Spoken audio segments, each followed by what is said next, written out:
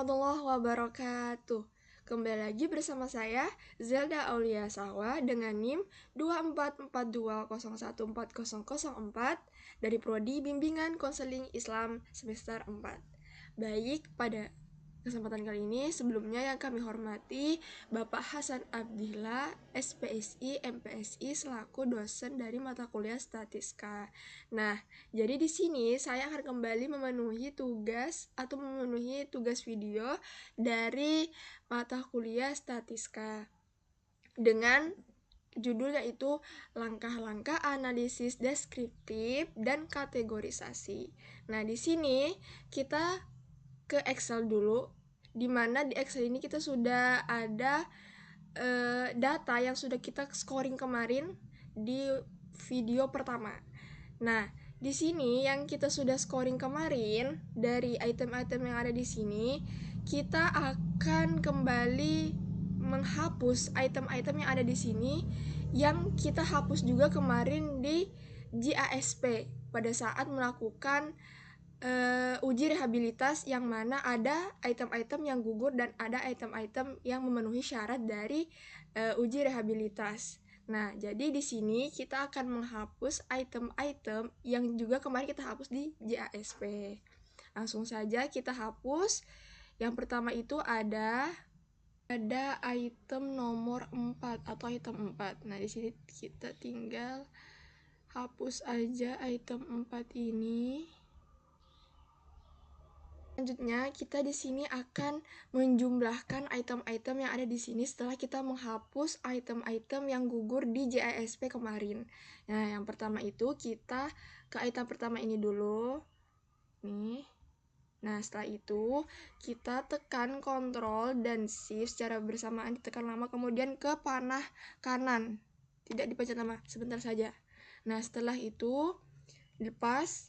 Setelah semuanya dilepas, kita kembali ke sini. Ini kan sudah ke blok semua.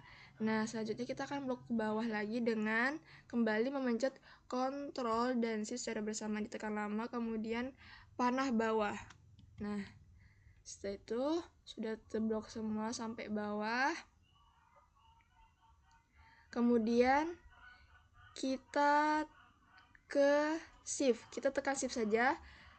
Tekan Shift lama, setelah itu panah kanan.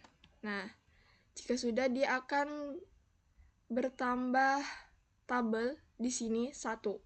Nah, jika sudah seperti ini, kita ke sini, ke ini. Kita pencet ini, udah. Jika hasil jumlah dari scoring ini sudah muncul di sini, nah selanjutnya kita kasih nama tabel ini yaitu sesuai dengan tema skripsi kami kemarin yang di blueprint, yaitu komitmen belajar siswa.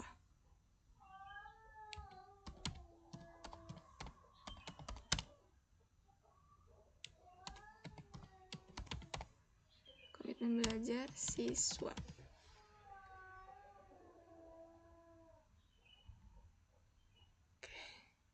Sudah, jika sudah, kita save atau simpan dokumen ini sebagai ODC. Nah, kita ke JASP. Nah, di JASP ini kita ke sini, ke garis 3, kemudian ke open, lalu ke komputer, setelah itu ke browse. Nah, kemudian kita cari tadi data yang sudah kita simpan atau hasil skor yang sudah kita jumlah. Nah, setelah itu kita periksa dulu. Oke. Ini ya. Nah, setelah itu kita ke deskriptif. Nah, kemudian di deskriptif ini kita ke sini, terus ini kita pencet komitmen belajar siswa, kemudian pindahkan ke variabel. Nah, setelah pindahkan ke variabel, nah di sini akan muncul seperti ini. Nah, yang ini, tabel yang ini kita salin. Kita copy. Oke. Sudah. Kita masuk kembali di Excel. Nah, di Excel ini mau di data baru boleh, mau di Excel baru boleh, atau mau di Excel yang sama cuma di set yang berbeda di di hasil dari penjumlahan scoring tadi juga boleh. Nah, di sini di set 2 saya membuat tabel data empirik dan data hipotetik yang dimana berisi ada minimum, maksimum, min, terus di sini ada SD, minimum, dan di data hipotetiknya pun sama seperti di data empirik. Nah, setelah itu, setelah membuat tabel seperti ini, nah kita paste yang sudah kita salin tadi di JASP. Sini. Nah, jika kita sudah mempastenya, selanjutnya kita sesuaikan yang ada di deskriptif ini dimasukkan ke data empirik. Nah, di sini minimumnya kita masukkan. Pertama, minimumnya yaitu yang di sini ada 45. Nolnya ini kita anggap tidak ada dan titiknya ini kita ganti jadi koma. Jadi di sini minimumnya cuma 45. Kemudian maksimumnya 77. Lalu minnya di sini ada 62. Titiknya kita ganti jadi koma 558. Dan yang terakhir ada SD-nya yaitu 6,191. Nah, sudah. Jika kita sudah memasukkan data empirik, di sini kita akan memasukkan data hipotetik. Nah, di sini data hipotetik menggunakan rumus. Nah, di sini kita lihat rumusnya.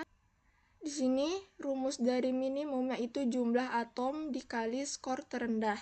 Nah, jumlah atom ini adalah jumlah atom yang tadi di scoring tadi yang sudah kita jumlah. Nah, di situ itemnya berjumlah. Nah, jumlah item yang hasil dari scoring tadi atau hasil scoring yang sudah dijumlahkan tadi itu adalah 20. Jadi di sini minimumnya itu 20 dikali skor terendah. Nah, skor terendah di kelompok saya di komitmen belajar ini, komitmen belajar siswa, itu adalah 1. Jadi 20 dikali 1. Hasilnya adalah 20. Kemudian maksimum rumusnya adalah jumlah item dikali skor tertinggi. Jadi 20 di skor tertinggi kelompok saya itu adalah 4. Jadi 20 dikali 4 adalah 80. Nah, minnya yaitu skor maksimum ditambah skor minimum lalu dibagi 2. Hasilnya adalah 50. Nah, selanjutnya kita jumlahkan SD-nya. Nah, di sini rumus SD itu adalah skor maksimum dikurang dengan skor minimum. Maka 80 dikurang 20 adalah 60. Kemudian dibagi 6. Nah, hasilnya adalah 10. Oke, sudah. Setelah itu setelah kita mendapatkan hasil data empirik dan hipotetik, selanjutnya kita membuat tabel lagi, yaitu tabel kategorisasi yang berisikan norma, frekuensi, bobot, dan keterangannya.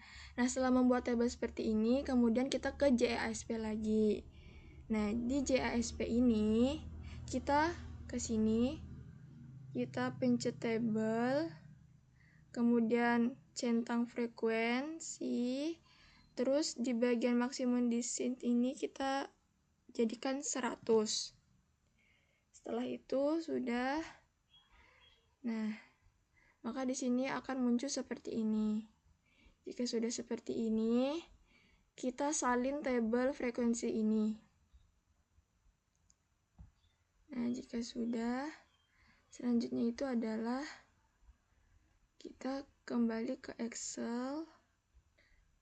Lalu kemudian kita paste tadi tabel yang sudah kita salin di JASP. Nah, jika sudah, selanjutnya kita mencari frekuensinya.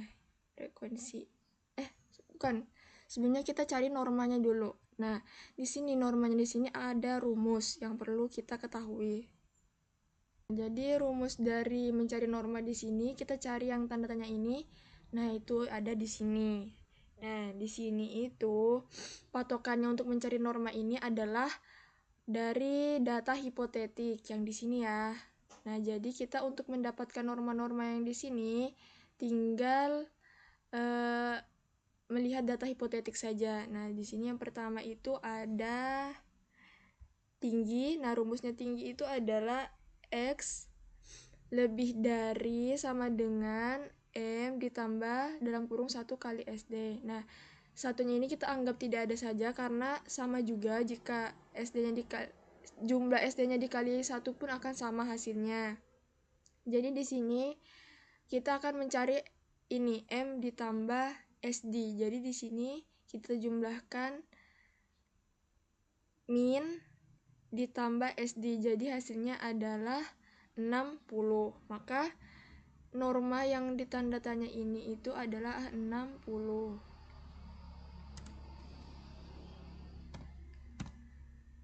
Kemudian untuk memudahkan mendapatkan yang sedang, kita cari yang rendah dulu sebelum mencari yang sedang, karena untuk mendapatkan yang sedang itu hasil dari tinggi dan rendah. Kenapa? Karena di rumus sedang ini yaitu min dikurang SD, lalu terakhirnya itu min ditambah SD.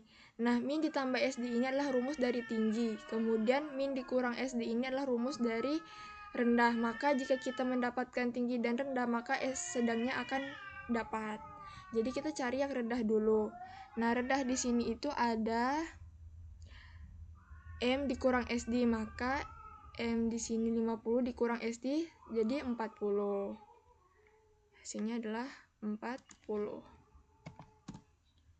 Lalu di sini di sedang di tanda tanya pertama ini adalah M dikurang SD. Nah, tadi hasil dari M kurang SD kan 40. Jadi kita tinggal masukkan 40. Lalu yang terakhir ini ada M ditambah SD. Nah, hasil dari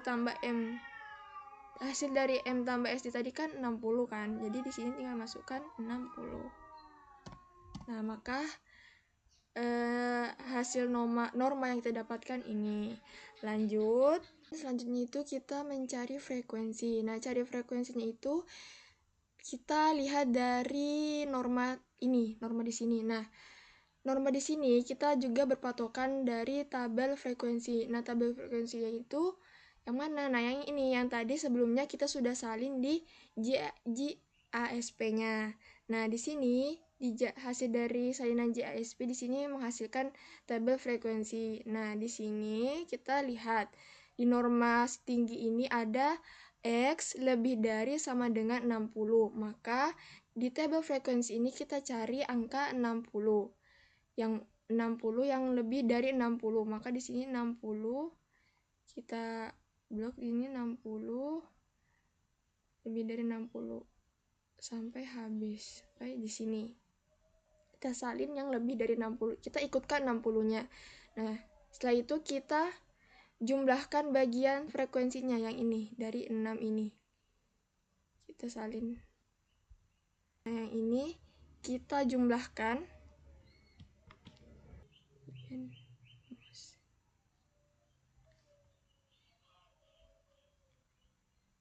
Kita jumlahkan. Nah, maka hasilnya ini. Oke. Berarti hasilnya adalah 65. Kita masukkan 65. Berarti di sini frekuensi dari tinggi adalah 65. Kemudian kita cari yang rendahnya dulu. Nah, yang rendahnya ini itu adalah kurang dari 40. Nah, patokannya adalah tabel frekuensi. Nah, kurang dari 40. Karena di sini mentok dari tabel frekuensi adalah 45, maka kita ketik 0 saja karena tidak ada angka 40 atau kurang dari 40. Maka di sini hasil frekuensi dari rendah adalah 0. Sudah, rumusnya adalah yang ini. Frekuensi dibagi dengan total, ini N ini adalah total atau jumlah, terus dikali dengan 100. Nah, pertama-tama kita cari bobot dari tinggi. Maka jadi yaitu 65 dibagi 95 lalu hasilnya dikali 100 dan itu adalah hasil dari bobot dari bobot tinggi. Jika sudah, nah di sini saya sudah mendapatkan hasil dari bobot tinggi, sedang, dan rendah dari rumus yang tertera di sini. Hasil bobot dari frekuensi 65 itu atau dari tinggi ini adalah 68,42. Kemudian hasil frekuensi dari 30 ini adalah 32% dan kemudian yang ketiga ini 0%. Nah, selanjutnya itu kita tambahkan bobot ini, hasil frekuensi di sini kita jumlahkan. Kita tinggal blok, salin semua. Kemudian kita ke ini, sum. Nah, hasilnya adalah 100%. Nah, maka jika hasil perhitungan menunjukkan persentase yang sesuai dan totalnya mencapai 100%, maka dapat disimpulkan pengelolaan data yang telah kami lakukan dari kelompok kami itu sudah benar dan konsisten. Jadi yang kami kuesioner yang kami bagian kemarin di FT itu data-data yang sudah kami kumpulkan itu benar dan konsisten. Nah, kemudian menunjukkan bahwa seluruh data yang sudah kami kumpulkan dari komitmen belajar mahasiswa di FT kemarin itu menunjukkan bahwa telah terklasifikasi dengan baik ke dalam kategori yang telah ditentukan, seperti di sini, yang di sini tinggi, sedang, dan rendah. Sehingga hasil kategorisasi dapat digunakan sebagai dasar dalam menarik kesimpulan penelitian mengenai tingkat variabel yang diteliti. Maka hasil dari video yang saya lakukan hari ini atau langkah-langkah analisis deskriptif dan kategorisasi telah selesai. Saya mohon maaf atas segala kesalahan, atas segala kekurangan selama membuat video tersebut. Semoga ada manfaatnya. Saya akhiri. Assalamualaikum warahmatullahi wabarakatuh.